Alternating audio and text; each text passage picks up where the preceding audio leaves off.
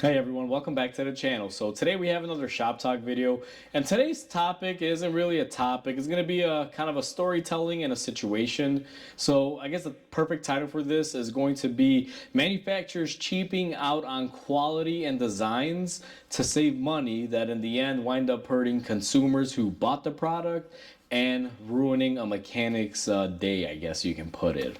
And I know that's a lot to digest, but let's go ahead and get into this right now. So before we go ahead and do so, if you haven't subscribed to the channel, hit the subscribe button down below. Definitely smash the like button. And with that said, let's go ahead and get started on today's video.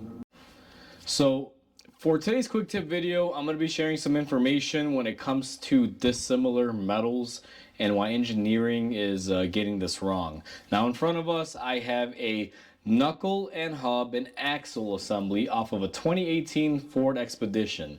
This truck has roughly, I want to say, 80,000 miles on it, and it's seen very light use. It's actually pretty well taken care of. And the vehicle owner had an issue where the axles were leaking out of these boots. They were just basically torn, leaking axle grease. So they brought it in. They wanted both front axles to be replaced. And I said, sure, not a problem. We can definitely do that.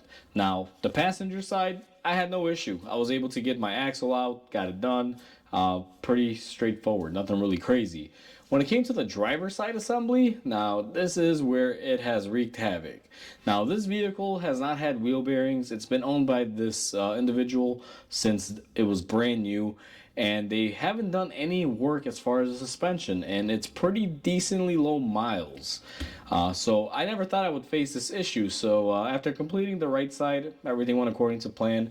I opened up my driver's side here, and this axle would not unseize from this hub whatsoever. Now that can happen, not a big deal.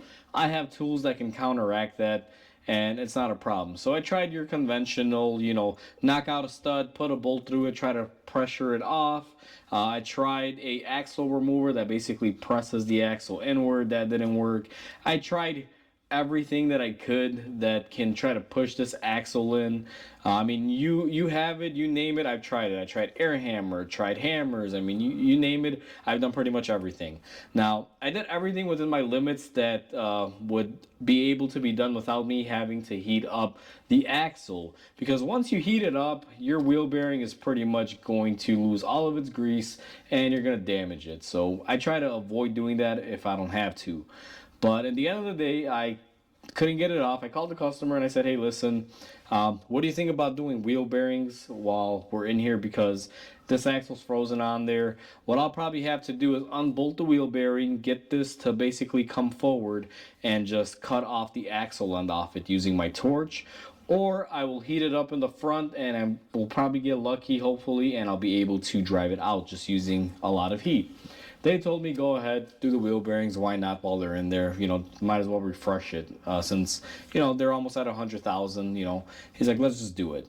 So I proceed to try to get this wheel bearing off. Now this wheel bearing, I removed the 4 bolts and I could not unseize this. I mean, I tried heat and everything, couldn't get it to budge. So I knew that was going to be an issue. Now I did jump ahead a little bit in the story, because prior to doing that, I also did try heating up the axle, as a lot of you may be able to tell, and I don't know if the video is going to pick it up. Let me get my light on here.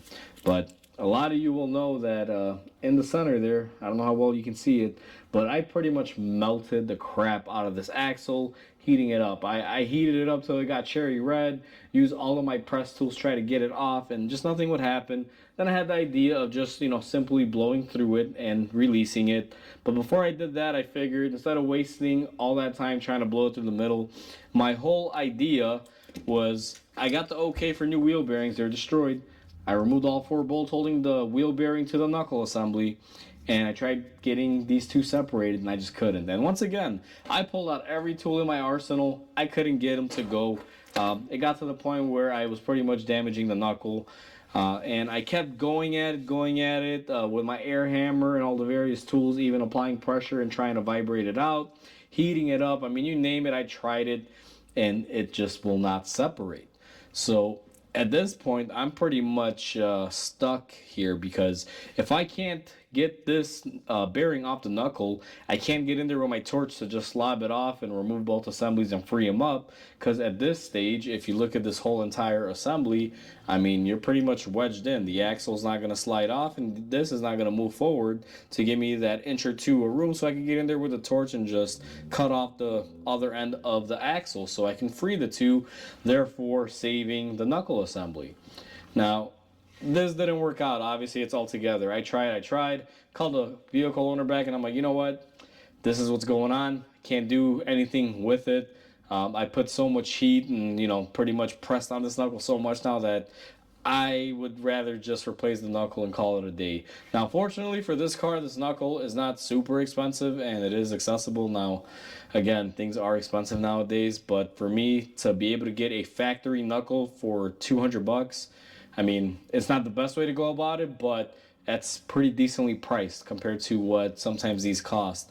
I did a Honda Accord a couple months back where the ball joint wasn't holding in there on the knuckle, and we had to get a new knuckle, and it was like $500 or $600 in the aftermarket one. So this for 200 bucks, not bad. I mean, it is aluminum, so I figured it wouldn't be super pricey, but that can usually go either way. Sometimes they're not, sometimes they can be. It depends on how they want to price them, but overall, at this point, the customer came over, looked at it, and he's like, okay, you know what? Let's go ahead and just get a new one. And I said, okay, not a problem. I ordered up the knuckle, new wheel bearing, and we already had the axle. So all in all, we had to replace it all. Now, this is a travesty and a damn shame because this doesn't have that many miles on it. It's a one-owner car, 80,000 miles. This should not be happening. But unfortunately, it happens due to the fact that engineering is using a lot of dissimilar metals. Now, in this whole assembly, we have a steel wheel bearing going into a aluminum knuckle that also goes into a steel axle, and everything gets packaged and sandwiched together. You can't really use a lot of brute force or you will damage the knuckle, or even a lot of heat, because you can melt aluminum pretty easily. So when engineers are making stuff like this, they're not really thinking of it in serviceability. They're just trying to, meet their options or goals of what they have to do with the vehicle, which unfortunately really, really sucks because at the end of the day, vehicle owners and mechanics get stuck picking up where, they clearly shortchanged it. The one thing that gets me about this is even if you're going to use the similar metals, making the suspension lighter and using certain components, I'm sure there's a rhythm to the madness. I'm sure they're doing it this way for some beneficial reason. I don't inherently think that engineers are just out there screwing with us just to screw with us, although sometimes it does feel that way. But I'm sure that this is designed this way for a particular reason. I'm not going to get into it. I really couldn't even care what the reasoning is. It's a little bit, off my expertise and why I would even care to know about it. But my main thing is if you have a dissimilar metal wheel bearing going to the knuckle and probably a dissimilar axle item, you may want to think about, with all that money that you saved or whatever corner you cut or whatever it's going to be, why can't they spend about 5 cents worth of product and coat these items with some sort of anti-seize or anti-rust agent just to help them come off when they need to be serviced and come off? I never really see manufactured cars, coming into my shop that are original, let's say never been opened up axles or wheel bearings. I never see them coated with anything. Now, I know a lot of people are anti-coating, using anti-seize or stuff like that, but you got to remember, you have dissimilar metals, your car chassis is grounded, and you have water, you have salt, you have corrosion, and you have that electrical system or the ground system going through all these parts. Eventually it's going to form some sort of electrolysis. Now, I don't know if that's exactly what's happening here. Again, I'm a mechanic. I don't really get into the whole science of it, but I know well enough that mixing all these parts together and not having some sort of barrier in between the two is going to cause an issue when it comes down to disassembly. And it just sucks that they do this. Now, this doesn't happen every single time. Like I said, I was able to do the right side and didn't have an issue, but the vehicle owner did tell me that the right side had to be serviced through a warranty campaign. I guess they replaced the wheel bearing or something under warranty on that side. So I'm gonna anticipate that somewhere around 40 or 50,000 miles, the vehicle owner said that they were on the right side and it had been opened up before. So this thing was untouched for 80,000 miles. If the other side had gone untouched for 80,000 miles, and it wasn't serviced at like 50 or 60, whenever, I forget the mileage the vehicle owner said, but if that wasn't opened about halfway through on the mileage scale to stop all the corrosion and have stuff separated and put back together, basically disturbing all the pieces, it would have probably been seized too, and then this would have cost this vehicle owner even a lot more money to service another wheel bearing and another knuckle assembly, even though we're already replacing the axle. So a lot of you may be saying, Mike, we get it. Manufacturers suck. They're cheaping out. Engineers suck. And even myself, I am guilty. On this channel, I'll be honest with you, I have made quite a few videos that show engineering flops and, companies cheaping out. And I don't do it to rag on them. I do it because I want to inform people out there, to know what they're buying. And like I said, the quality has kind of shifted away in the past recent years. And to me, it's kind of crappy because what's happening in this scenario is a simple axle job that would have cost a couple $100 turned into a whole fiasco and more labor times plus parts, where this customer is now spending, I want to say this knuckle assembly is about $200. I think I paid at Ford. A new wheel bearing, a good wheel bearing, not a cheapy, parts store branded one, is about $200 that we're going to be throwing on it. So that's 400 in parts right there. And then we also have a couple hours additional in labor times, which, all in all is probably going to add about $500 or $600 with parts and labor, maybe a little bit over once all said and done, just for the simple issue of the axle not wanting to come off. And I feel this could have easily been addressed at the manufacturing plant or at the process where things are put together. They could have simply used a little bit of anti-seize or some sort of spray that, will stick on the surfaces and cause them not to corrode together. And I feel they know that this issue is out there. Again, it's not an issue that these parts rust up together or anything like that or corrode together. It's an issue of what I think, and again, it may not be the right term, but electrolysis is happening. When you got a ground current going through everything and then you get corrosion and salt and everything that we go through here in the Midwest, it's going to cause stuff to seize up. And, it's pretty brutal. Now, on this one, I want to say I gave it about 2 hours of my time, and I'm not even going to be billing the customer for my time and materials like torch and stuff like that I had to use, because I went pretty heavy on this for about 45 minutes with an oxy-acetylene torch. That's money out of my pocket in a sense, but, at this point, it was just me wanting to do that to see if I can separate it, because this thing was really kicking my butt, and apparently I lost the battle because this thing clearly won. But in the end, I get the last laugh because guess what? Out with the old and with new. Now the new part, once I received it and I started doing the work on it, I made sure that before I bolted up my wheel bearing, I put a nice amount of anti-seize in between the two items. Even where the axle slides in, I was able to use some anti-seize just to help prevent this from happening again. Now, even me anti-seizing it may not completely stop it because stuff eventually washes away. Even if Ford had did this from the, let's say factory, I'm pretty sure that it could have been washed away and it might still be prone to corrosion, but guess what? At least it wouldn't have been as bad. It might have put up a fight, but we were, let's say, maybe still able to separate them.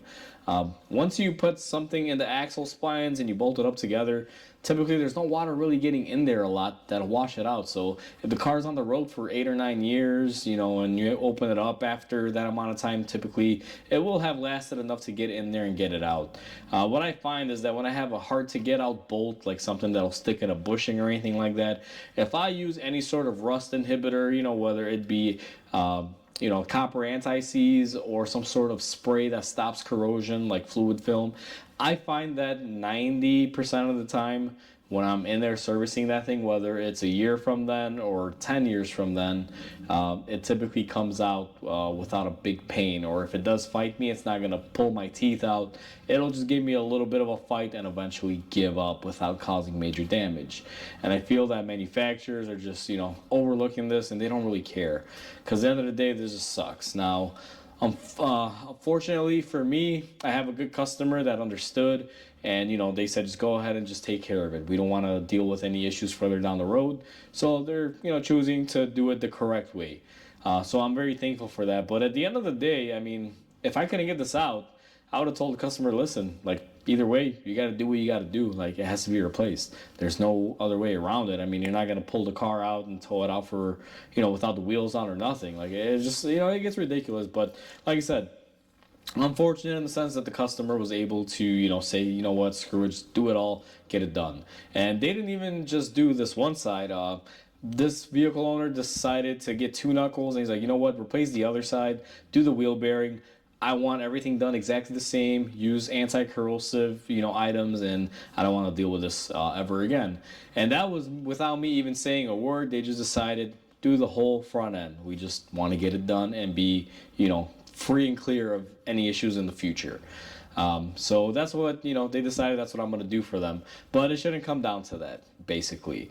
Now, one thing I'm going to give out as a, I guess you say some information to fellow mechanics.